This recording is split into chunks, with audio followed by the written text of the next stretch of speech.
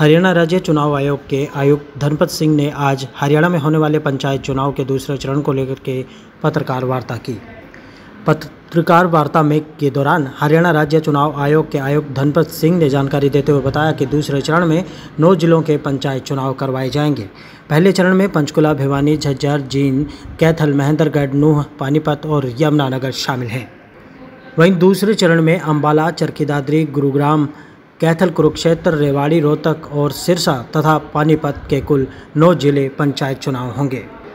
धर्मपत सिंह ने जानकारी देते हुए बताया कि कल से सभी जिलों उपायुक्तों को नोटिस जारी कर दिए जाएंगे। दूसरे चरण के चुनाव को लेकर के 21 से 28 अक्टूबर सुबह 10 बजे से लेकर के 3 बजे तक नामांकन प्रक्रिया भी चलेगी और 29 अक्टूबर को स्क्रूटनी हो जाएगी। उन्होंने बताया कि 31 अक्टूबर को नामांकन पत्र वापस लेने की तारीख होगी तथा 31 अक्टूबर को उम्मीदवारों की सूची भी जारी कर दी जाएगी। वहीं 9 अक्टूबर को जिला परिषद और पंचायत समिति मतदान होंगे और 12 अक्टूबर से पंचों और सरपंचों के चुनाव हो जाएंगे। उसी दिन नतीजे भी घोषित कर दिए जाएंगे। उन्होंने बताया कि आम आदमी पार्टी को झाड़ू का सिंबल अलॉट किया जा चुका है और इसके अलावा बाकी बचे सभी 4 जिले हिसार, फतेहाबाद, पलवल और फरीदाबाद में चुनाव तीसरे चरण में होंगे। वहीं आदमपुर उपचुनाव और अन्य कारणों के चलते 4 जिलों के चुनाव तीसरे चरण में होंगे। पलवल पंचकुला से तारा ठाकुर की विशेष रिपोर्ट।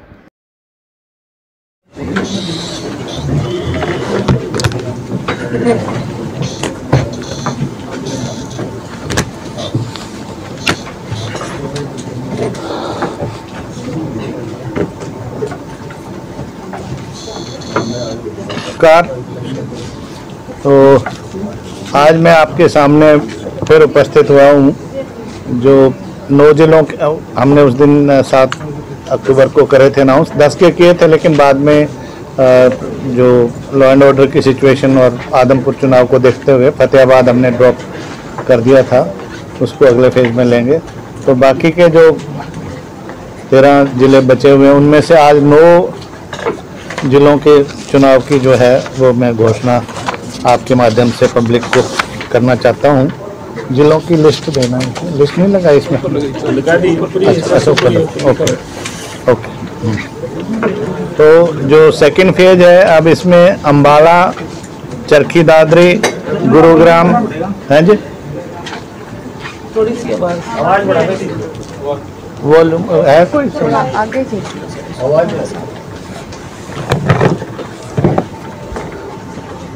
अंबाला, चरखी दादरी, गुरुग्राम, करनाल, कुरुक्षेत्र, रेवाड़ी, रोहतक, सिरसा और सोनीपत, ये अब दूसरे फेज में इनमें जो भी पंचायत समितियां हैं उनके सदस्यों का, जिला परिषद हैं उनके सदस्यों का, और जितनी पंचायतें, ग्राम पंचायतें इसमें आएंगी उनके पंचों और सरपंचों का चुनाव करेंगे। हाँ जी, अंबाला, चरखी दादरी, गुरुग्राम, करनाल, कुरुक्षेत्र, रेवाड़ी, रोहतक, सिरसा एवं सोनीपत।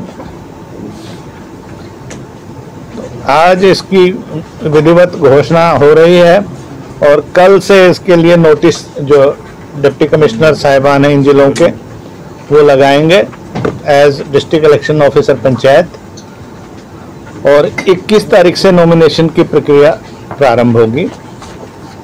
क्योंकि इस बीच में 3 छुट्टियां हैं, दिवाली और 2 और छुट्टियां संडे और विश्वकर्मा डे की। 24-10 की दिवाली, 23-10 का संडे, 25-10 का विश्वकर्मा डे है। तो 21 से 28 तक, क्योंकि 5 दिन वर्किंग देने पड़ते हैं, नॉमिनेशन की प्रक्रिया चलेगी सुबह 10 बजे से 3 बजे तक। 29-10 को इन नॉमिनेशन पेपर्स की स्क्रूटनी होगी और फिर एक संडे है बीच में 30 का, तो 31-10 को अगर कोई विड्रॉल करना चाहता है तो वो 3 बजे तक रहेगा। 3 बजे लिस्ट 31-10 को फाइनलाइज हो जाएगी और उसके तुरंत बाद सिंबल्स की अलॉटमेंट होगी। जो चुनाव चिन्ह हैं, जो पार्टियां राजनीतिक दल बेसिस पे लड़ेंगी, उनको जो उनके लिए अलॉटेड सिंबल है, रिजर्व सिंबल है, वो दिए जाएंगे। उसके लिए उनको ऑथराइजेशन लानी पड़ेगी अपने जो पार्टी के जो ऑथराइज सिग्नेटरीज हैं उनसे। और जो बाकी रह जाएंगे वो इंडिपेंडेंट सिंबल्स जो है उसमें। तो आम आदमी पार्टी का क्या स्टेटस है? हमने वो सिंबल दे दिया। हाँ, वैसे तो वो अनरजिस्टर्ड पार्टी है ना, वो सॉरी रजिस्टर्ड। हाँ, अदर स्टेट में रिकॉग्नाइज्ड है आम आदमी पार्टी, यहाँ पे अनरिकॉग्नाइज्ड है, लेकिन उनकी रिक्वेस्ट पे चूंकि अदर स्टेट्स में रिकॉग्नाइज्ड है इलेक्शन कमीशन ऑफ इंडिया, तो झाड़ू का जो चुनाव चिन्ह है वो हमने उनके लिए आरक्षित अलॉटमेंट की हिदायतें दे दी हैं अगर कोई कैंडिडेट पार्टी लाइन्स पे आता है। बाकी बीजेपी, कांग्रेस या INLD, जेजेपी या और कोई भी पार्टियां हैं वो जो रिकॉग्नाइज्ड हैं स्टेट में, उनके सिंबल उनके लिए आरक्षित रहेंगे। सिंबल वाले कितना हुए? अभी तो कह नहीं सकते योगेंद्र जी, अभी तो क्या मतलब RO के पास देखो कौन आता है पार्टी बेसिस पे, कौन नहीं आता। तो 4 जिले भी रह गए।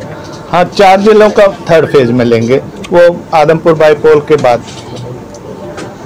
टाइमिंग जो रहेंगी अभी इसके बाद फिर अगर चुनाव कहीं आवश्यक हुए तो 9/11 को जिला परिषद और पंचायत समितियों के इन 9 जिलों के सदस्य जो होंगे उनके होंगे 9/11 को वेडनेसडे को। 12 और 14 ये तो नहीं, पहले पोल की बात आ रही है। पहले तो पोल आएगा ना, पोल की बात है। पोल अगर कहीं पे मतलब पोल तो होना ही ऑब्वियसली, बट फिर भी ये लिखाया था भाई सारे अगर आ जाए अपनी सहमति से। हाँ जी, हाँ जी। और सरपंचों पंचों के इन सभी 9 जिलों की ग्राम पंचायतों के 12/11 को होंगे सैटरडे को। पोल की टाइमिंग्स रहेंगी 7 बजे से 6 बजे तक, क्योंकि इनमें पोलिंग परसेंटेज जनरली काफ़ी हाई होती है, कीनली कॉन्टेस्टेड होते हैं, तो इसलिए 1 घंटे का टाइम हमने 5 बजे के बजाय 6 बजे तक रखा है। और अगर रीपोल कहीं आवश्यक हुआ जिला परिषद पंचायत समितियों के, तो वो 12/11 को पंचायतों के चुनाव के साथ ही हो जाएगा। और इसी तरह ग्राम पंचायतों का पंचों सरपंचों का अगर कोई रीपोल आवश्यक हुआ वो 14/11 को करवाया जाएगा। काउंटिंग ऑफ वोट्स पंचों सरपंचों की तो उसी दिन जैसे ही उनकी पोलिंग खत्म होती है वहीं पे काउंटिंग की व्यवस्था रहेगी, कोई रीपोल वाले को छोड़ के। जहाँ तक जिला परिषद और पंचायत समिति के सदस्यों की बात है, ये जो पहले 9 जिलों के जो चुनाव हो चुके होंगे वो भी EVMs स्ट्रॉन्ग रूम में रहेंगी, ये EVMs भी स्ट्रॉन्ग रूम में जाएंगी, और ताकि जो आने वाले चुनाव हैं उन पर इनका प्रभाव ना पड़े बाकी 4 जिलों के। और इनकी काउंटिंग जो है उन 4 जिलों के चुनाव होने के बाद फिर इकट्ठी सारों की जाएगी। मतदान की डेट सर एक बार और? हाँ, मतदान की तिथि 9/11/2022 होगी जिला परिषद और पंचायत समिति के सदस्यों के लिए, और 12/11 होगी पंचों और सरपंचों के लिए, इन सभी 9 जिलों के लिए।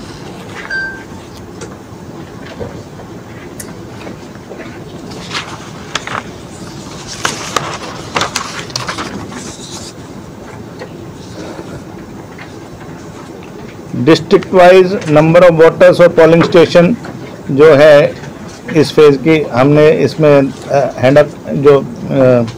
आपको हैंड आउट दिया है, इसमें दी हुई है।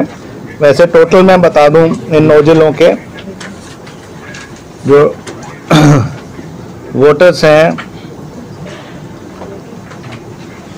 48,67,132 टोटल मतदाता इस फेज के चुनाव में भाग लेंगे। इनमें से 25,89,270 पुरुष हैं और 22,77,795 महिला वोटर्स हैं। अदर्स की संख्या 67 है। पोलिंग बूथ इन 9 जिलों में रहेंगे 5,963, जिनमें संवेदनशील 976 और अति संवेदनशील यानी हाइपर सेंसिटिव 1023।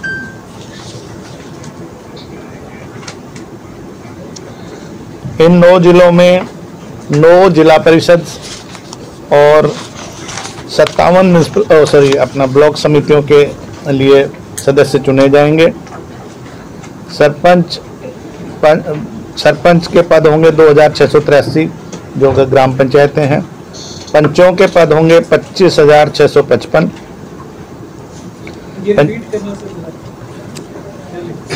जो ये 9 जिले हैं इसमें जिला परिषद तो आप समझ सकते हैं 9 ही होंगी, पंचायत समितियां 57 होंगी, 2,683 ग्राम पंचायत, तो उतने ही सरपंच हो गए। पंच जो है 25,655 इन 2,683 पंचायतों में 25,655 पंच चुने जाएंगे। जो पंचायत समितियां 57 हैं उनमें 1244 सदस्य चुने जाएंगे और जो 9 जिला परिषद हैं उनमें 158 सदस्य चुने जाएंगे। कुल जो पद इन 9 जिलों के होंगे 29,740 पदों के लिए यह चुनाव होगा। आज से इन जिलों में भी आदर्श चुनाव हाँ, आदर्श चुनाव संहिता इन सभी 9 जिलों में भी लागू हो गई है और में तो पहले से है वो इलेक्शन कमीशन ऑफ इंडिया की तो अलग से है। हाँ, वो तो बहुत डिटेल्ड है, हमारी थोड़ा सा डाइल्यूटेड होती है कि ताकि सारा काम काज ठप ना हो। तो स्टेट ही हो गया, 3 जिले 2 रह गए, 4 जिले रूरल एरिया। हाँ, रूरल एरिया में, शहरी में कुछ रोक टोक नहीं, शहरी में कोई रोक टोक नहीं। फरीदाबाद और परवल क्यों छोड़ा? उसमें 27 और 28 को मैंने जैसे पिछली बार बताया था, जो होम मिनिस्टर्स की कॉन्फ्रेंस है तो वहाँ पे पुलिस बंदोबस्त को देखते हुए आसपास की पुलिस भी रहेगी। सर, इसमें सीटें कितनी रिजर्व हैं 9 जिलों में? हैं जी, 9 जिलों में सीटें कितनी रिजर्व? वो दिखवा देंगे, मंगवा दो अगर है तो। रफली आप ये समझिए कि 20% तो एससी की रहेंगी और 8% की है एससी। और ये मैं बता देता हूँ, चलो आ गई है।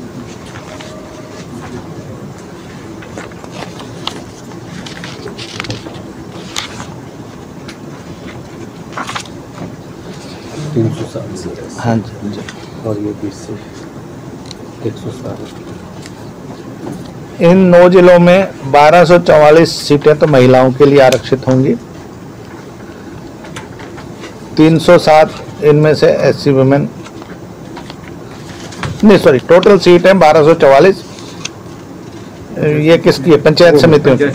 हाँ, 307 including for SC women, SC and SC women. 117 backward class. हाँ जी, बाकी जिलावार आगे दिया हुआ है block wise. SC women and SC main. आज ये अटैच नहीं है सर। हाँ, दे दो मंगवा फिर तो क्लियर हो जाएगा। हाँ जी, तो पिछले वाला भी दे देना, आरक्षण वाला। तो पिछले 9 जिलों को भी आरक्षण वाला दे देना, क्योंकि वो आरक्षण का उसमें भी नहीं आया था। 18 जिलों का दे दो।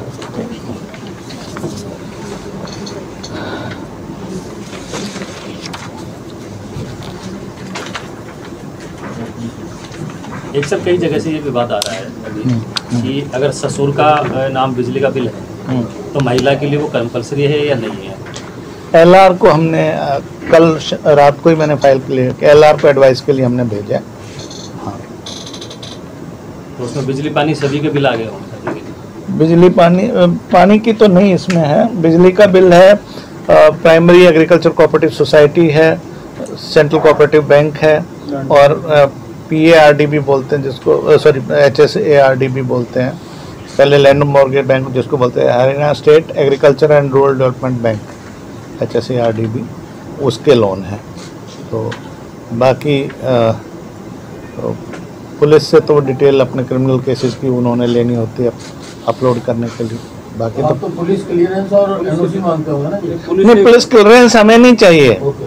वो लोगों में गलत फहमी है। उसने अपना रिकॉर्ड देना है, एफिडेविट देना है, हमारी तरफ से कुछ भी हो उसके खिलाफ, जब तक कि वो कोई पंचायत एक्ट और रूल में अगर वो मतलब डिबार्ड नहीं है। हाँ, उसने एफिडेविट देना है। हाँ, वो जिला परिषद और पंचायत समिति के मेंबर्स का तो अपलोड भी होगा, सरपंचों की और पंचों की संख्या चूंकि बहुत ज़्यादा वो रिकॉर्ड में होगी, कोई चाहे तो ले सकता है। नहीं, हमने LR से पूछा क्या?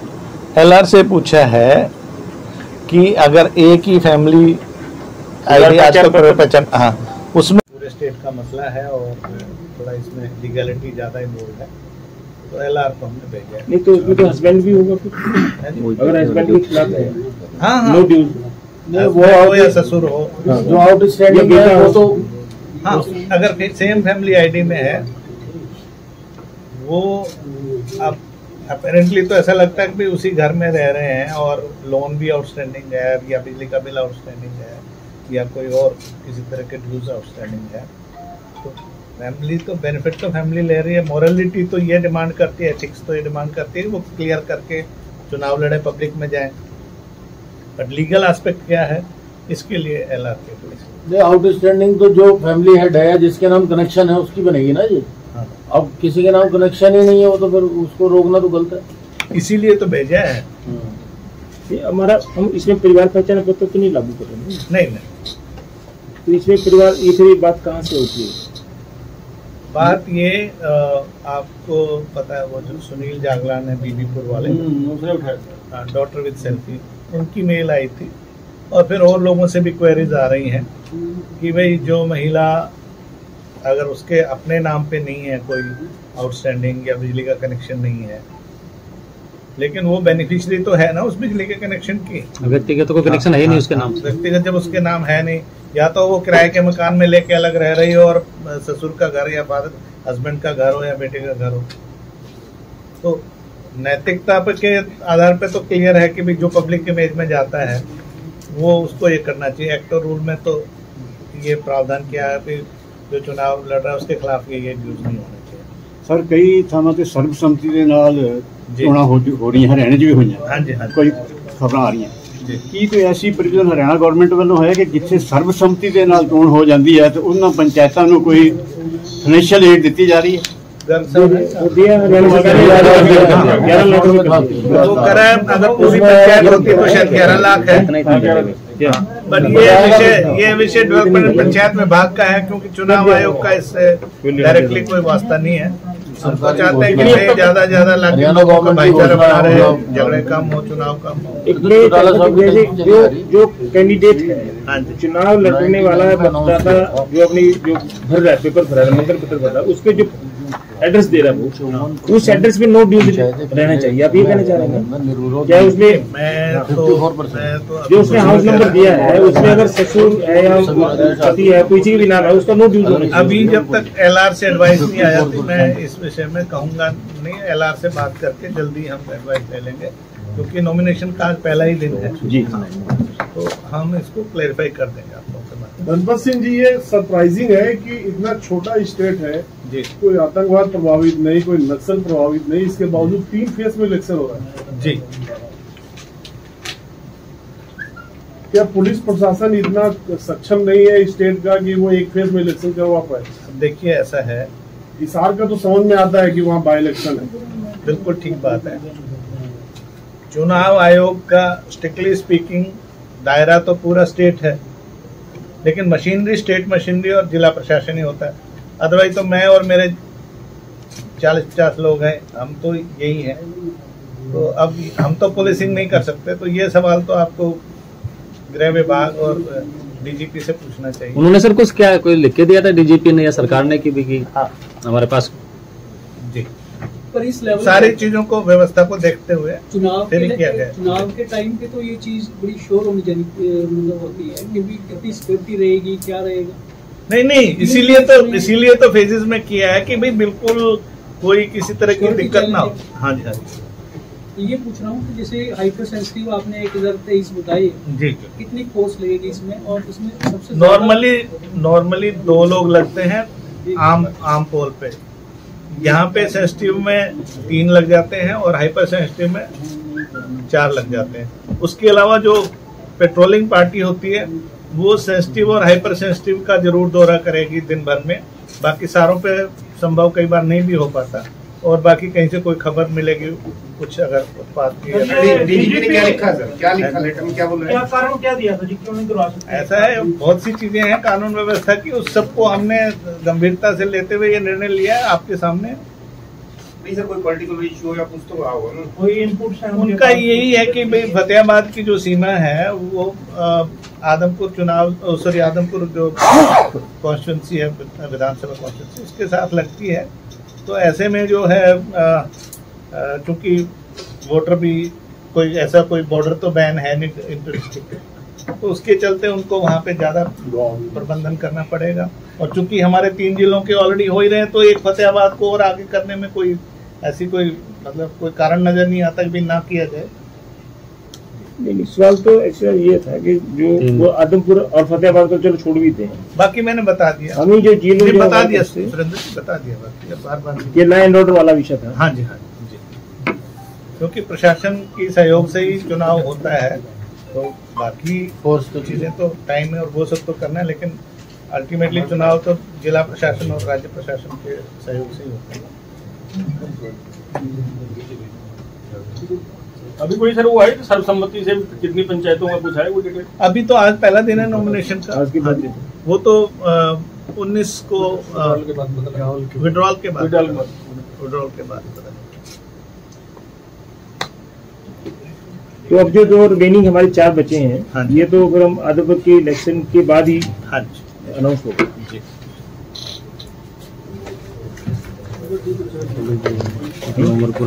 हाँ एक टाइम थोड़ा ठीक हो गया ना जी, वहाँ तो शुरू है चीफ मिनिस्टर के अंदर बैठे हैं, तो पब्लिक फेस पे तो भी है नहीं बात, तो आएंगे 1:30 बजे तक आपके यहाँ से न्यूज चले जाए। होना है नहीं, वैसे जो होना यही होना है, जो होना यही होना है, वहाँ नहीं वैसे भी 2-1 बजे के हाँ वही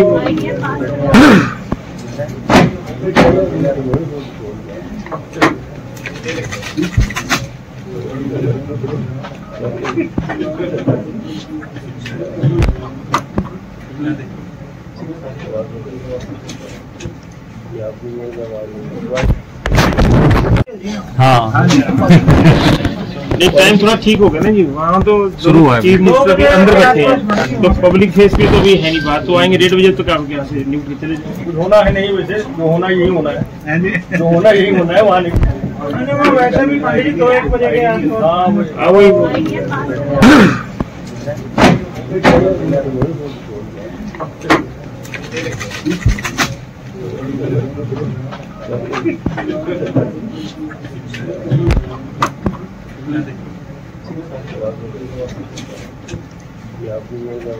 हाँ